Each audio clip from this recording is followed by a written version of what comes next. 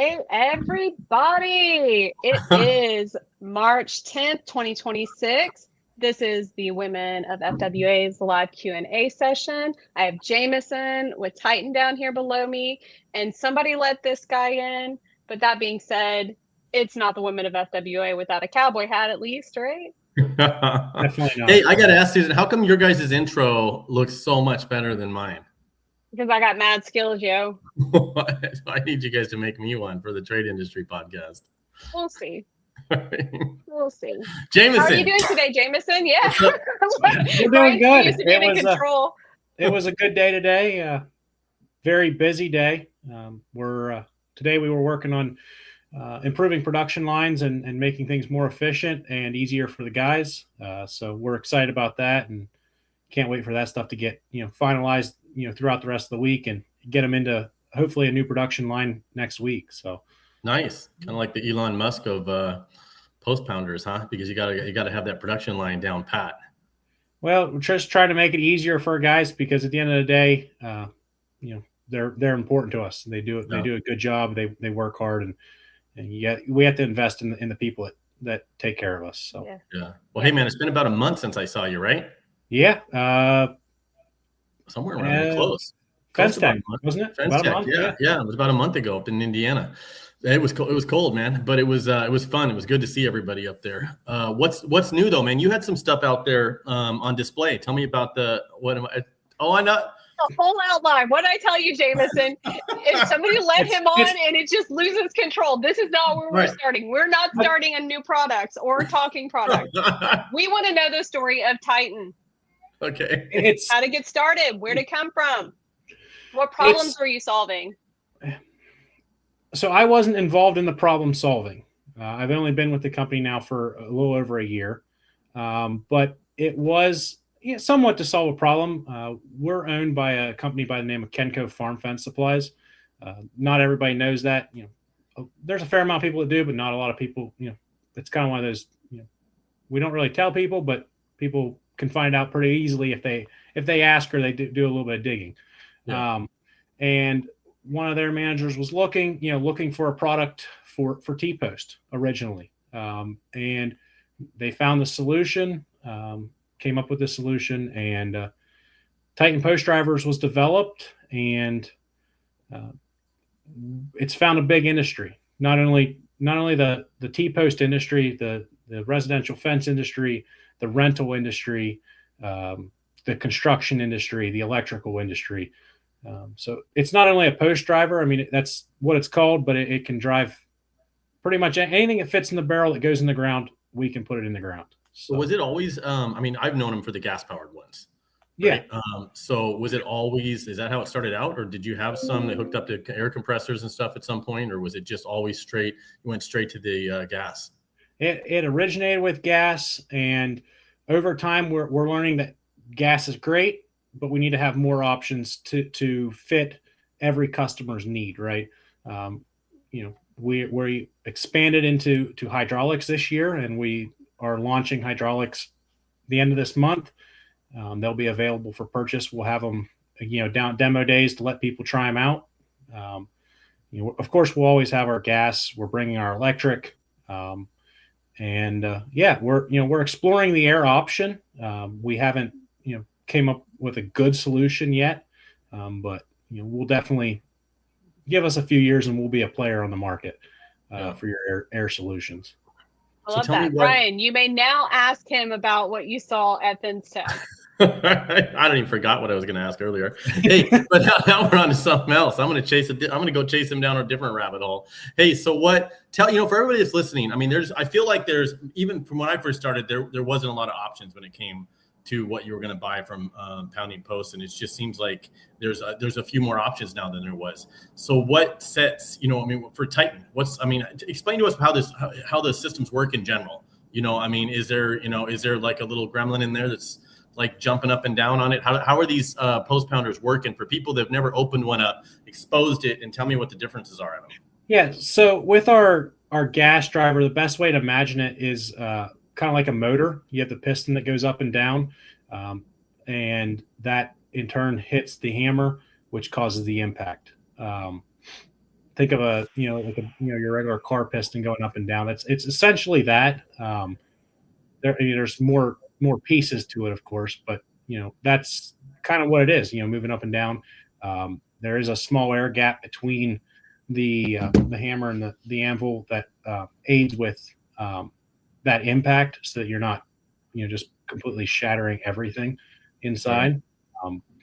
There's a lot of engineering components that I don't get paid for to understand. So some of the basics, though, we hear people saying, hey, you know what? In this ground, it's better to have it vibrating more. In this ground, it's better to have it actually the impact of the pounding. And I hear that. I'm like, oh, the reason you're having a problem with that one is because that one vibrates more and this one pounds more, depending on where you're at. What is that differences on that stuff? Yeah, definitely. The frequency of the vibration and the impact of the vibration definitely does make a difference. There was a time I was actually with Sean from Mr. Fence. We were doing a training together in Ohio that not one single driver. We pulled everything off of his war wagon. We used everything that I brought out. Not a single post driver could get it in the ground. But dropping a sledgehammer from 7 feet up and down, lifting up and dropping it down in, we shocked it through the rock and then finished it off with our driver. And it was just changing the frequency and the vibration, right? And we were able to break through it. So yeah, I mean, there's a lot of guys out there that say, hey, can't drive a post in my area. There's a machine out there, whether it's ours, whether it starts with a gas or electric and goes all the way to our handheld hydraulic or into machine driven. I can promise you somebody will get a post in there. So don't be discouraged just because you tried one and it didn't work. Is that what you're saying? That's exactly what I'm saying. I mean, look at all the bridge companies and stuff like that are out, core drilling and then driving heavy I-beam stuff like that into solid rock. I mean, they're getting it done some way or somehow. It's just about how much money are you willing to spend to drive it in the ground. Yeah, to get it in, right? Very true. Yeah. Very true. But when we're talking about real job sites, what do you think some of the biggest drains on fence contractors are that they're dealing with on a regular basis? And how would your product, how would a Titan post driver solve that? The number one complaint I see, talking with fencers, with construction guys, the whole entire industry that we service, or industries I should say we service, is labor shortages. And the cost of labor, the cost to get the job done. And with driving it, again, in the right conditions, I mean, there's always a place to auger and wet set or dry set. That's a whole nother debate. But in decent conditions, you can comfortably be almost twice as fast. And that's where, with less manpower, we have guys that were a single crew, 4 guys out building fence, doing a couple thousand feet a week, to go into driving, and we're able to split their crews to 2-man crews and almost triple their production instead of doubling it, because one, they're getting efficiency between splitting the crews, so they're getting double the work, double the sites that they're on every day, but also their guys are more efficient because they're not waiting on either concrete to dry, or they're not manually carrying, wet or dry concrete, to and from the truck. So. Yeah. So what do you think maintenance wise on these things? I mean, I've had an old one, like one of those air ones, it's hooked up for like 30 years, right? Haven't had to do much, but they're just one solid chunk of steel. So what do you think, haven't had to maintain much on it, but nonetheless, it's not gas powered. So you got the gas motor. What do you have to do to keep those things safe, maintained? Can you tip them on their side? What do you think the most common issues are people, that do get one and then they say, oh man, this thing just broke down on me. What do you think the reason that was? Some sort of either leaning on its side, maybe they weren't, didn't maintain it. What do you think the number one thing that the users are doing that are causing them not to last? I mean, the majority of it is mainly improper, use, as far as, not checking the grease routinely, not changing the oil, routinely. I guess maybe more improper maintenance than anything. And sometimes, you have to, sometimes the conditions aren't fit for that said driver, and you need to either go up, to maybe go from a gas to a hydraulic, you know what I mean, or gas to an air, or air to a hydraulic. But yeah, mainly is improper maintenance is probably the biggest thing. And that boils down to not checking and not maintaining grease levels in a gas driver at least. Yeah. What's the maintenance program on a one? For ours, it's about every 10 hours you're supposed to check the grease, and yearly change. And at the end of the season, when you hit your slower season, replace the O-rings. Fairly simple. 5-10 minutes. Every day. I say recommend every day. Our manual says 10 hours. Do you see more adoption inside the fencing industry or the decking industry right now? Definitely the fencing industry. The decking industry is a little bit behind right now, and it's a lot of it's due to regulation and getting the approval from a lot of townships, cities, municipalities to go from driving something versus setting it in concrete. It's been a practice that's been taught and preached for 40 plus years now that it's going to take time to get those rules and regulations and stuff changed, but I think it will. It'll just take time. Yeah. And if somebody wanted to try Titan tomorrow, what job type and fence type would you suggest they start with? For somebody who's never driven posts. If you're putting it in the ground, you need to try it. You know what I mean? We have great ways to try it. We're available for rental through Home Depot. That's one of our national chains that carry it. Herc has brought it on, as well. And that's for anybody. Even if you already have drivers and you have one goes down and can't get parts, check with your local Herc or your local Home Depot, and they may have one in your local area that can get you back into business and back into set and post. Or come to demo days. Come to demo days and try one out in 26th and 27th, right, in Florida. Exactly. And I've got pretty much, I don't want to say every post profile, but I've got a lot of post profiles. I hit up a lot of vendors, and we're picking everything up from pipe to postmasters to solutions for iPost to new solutions for vinyl. So. Oh, you're going to bring some of that with you? Oh yeah, I'm shipping a lot of stuff to you guys. Oh man, that's awesome. That's awesome. Hey, I got a question though, Jameson. I hear mixed stories. Somebody's like, "Hey, you got to get one of the." I don't pound a lot of posts, by the way. I do a lot of commercial and stuff. So I would, but I just don't have the. Just the projects don't come across my desk. So, but nonetheless, I hear when I'm watching, but I watch them. I'm online a lot, right? And I'm watching the videos. I'm watching everybody talk about it. And, one guy's like, hey, you know what? Let the machine, put it up there. Let the machine do the work. And, I hear that a lot. Let the machine do the work. Don't pull.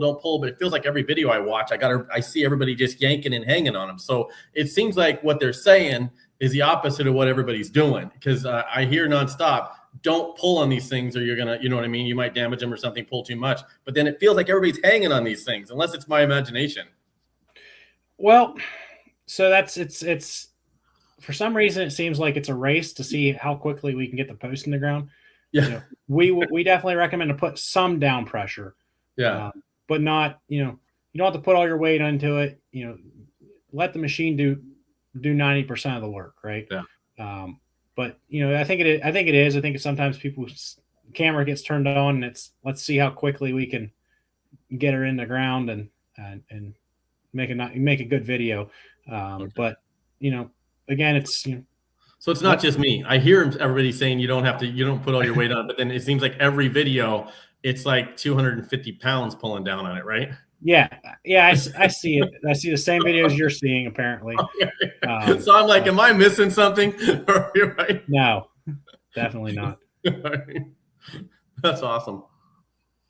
So can we get into the wet set versus driving debate? Like, is that like a real conversation that people are still having?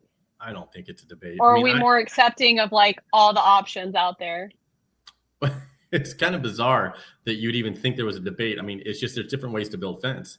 It's I've seen people get angry on social media. I think just saying the words. It's silly. You know, Jameson, I'm one of the few people that could care less if my competitor's fence falls over. So how you build your fence, I could care less. In fact, I hope all my competitors' fences fall over. I don't really care. So, I mean, because you know why? Is because this isn't a safety factor. When was the last time you heard of a 5-foot tall fence in somebody's backyard falling over and hurting somebody? It just, I mean, who cares? First off, they don't just fall over anyway. They slowly lean, right?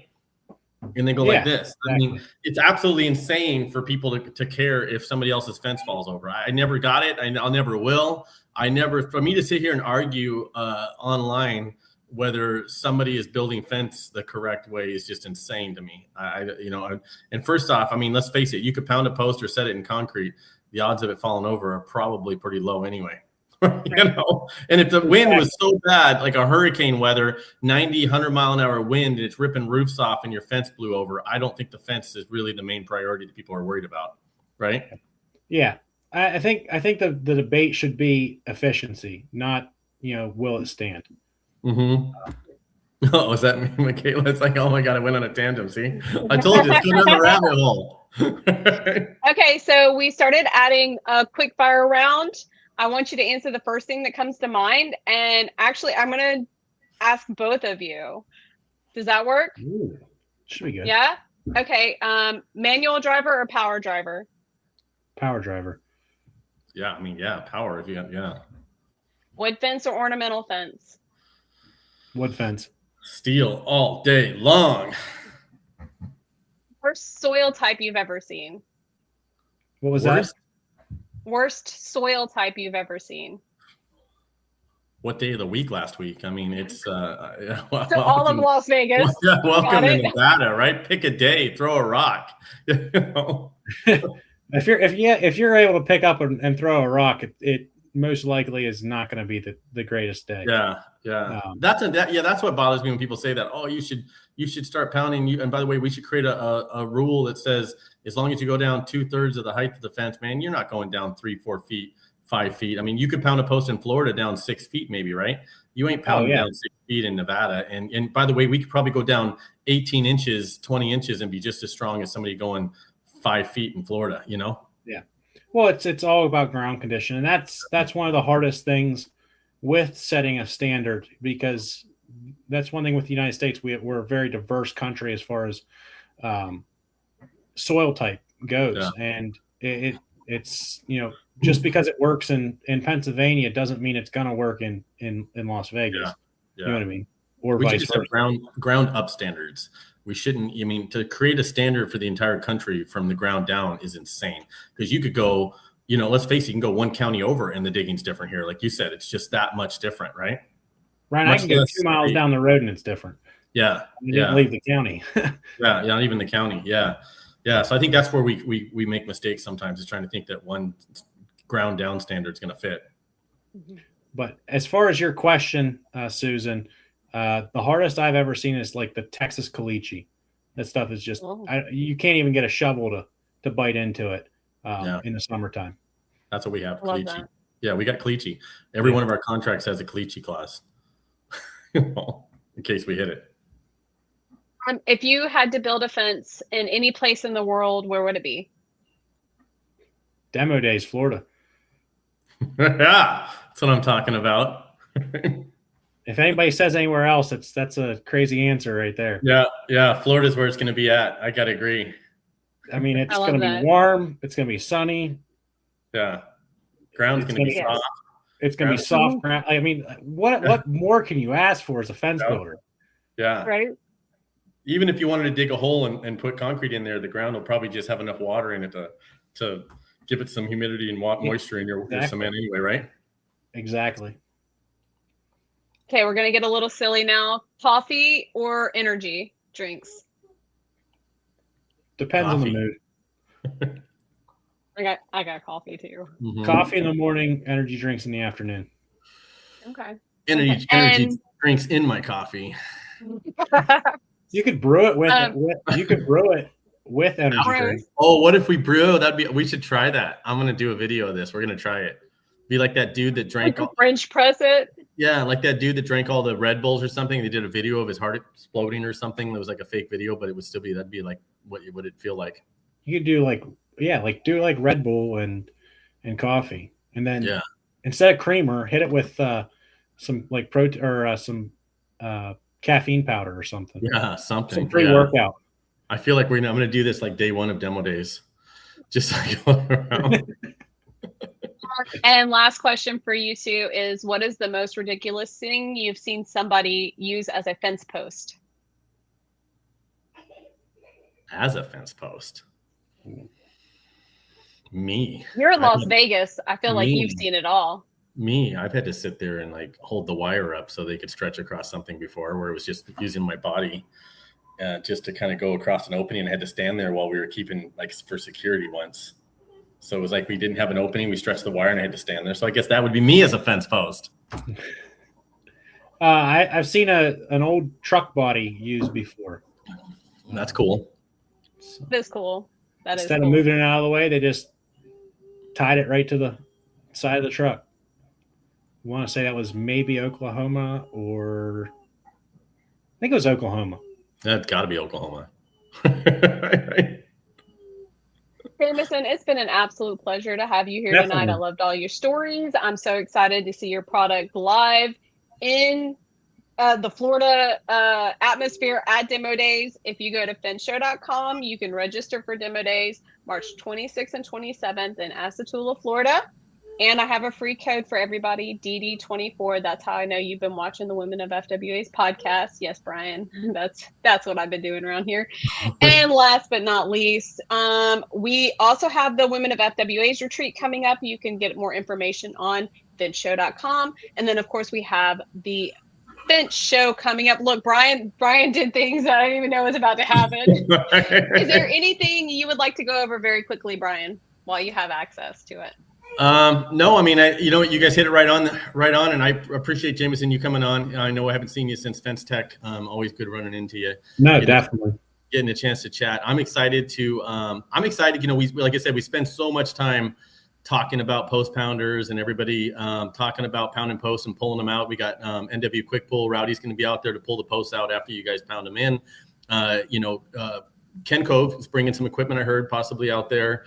They'll have some stuff as well. So it's just going to be a lot of excitement. I mean, I know that this isn't really our first event, because it's kind of a fence show event. And we've been doing them now for a few years in Las Vegas. But this was a scary thing for us to do, to try to go across the country and do this, where we don't have our own Las Vegas fence trucks to drive back and forth. So to have you guys there and a lot of familiar faces and the support of, there's you and probably close to 50 exhibitors that kind of jumped on board and trusted us with your time and your money and, your image too, your branding.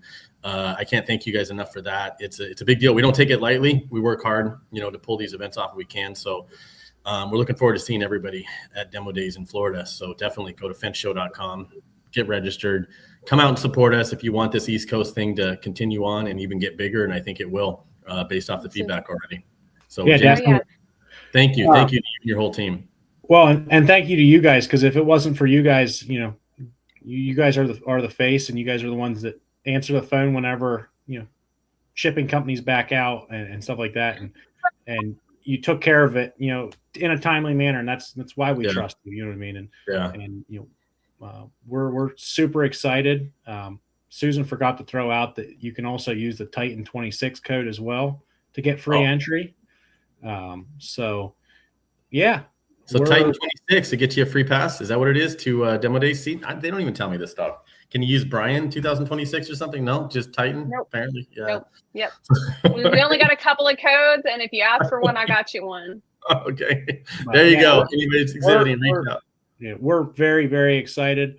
I think it's going to be a great show, and I think it's only going to get bigger. Yep. Yeah. So come out and support I can't wait to see what happens when you have a year worth of time to plan it. Man, Well, and then It'll be like the first one. It's obviously we're working on trying to get the exhibitors to come on and trust us to do this. So we're going to pull this off and get a bunch of attendees out there. And then next year, we'll be able to focus really on finding more fence contractors and gate contractors and getting everybody out to the event. And then it'll organically grow. So we're excited. Well, I know you made a trip from at least Orlando up and maybe over to Pensacola.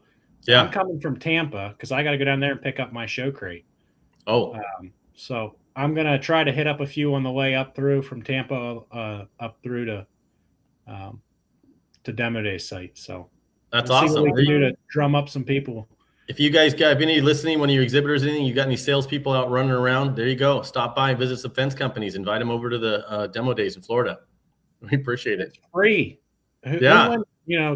It's free. I mean, it's what else could you ask for? I know. It's going to be fun. A lot of stuff. You can't get any cheaper than that. So Right. we're excited. So, and Hey, you get thank to you play guys with so some much. tools. Try it before you buy it. I mean, how often do you get to do that with our shows, Not right? very often. Right. Okay, you guys. Thank you again. I Hey. hope you'll have a great evening, and we'll talk soon. Thank All right, you you guys so guys. much. Have a great evening. Bye-bye. Thanks.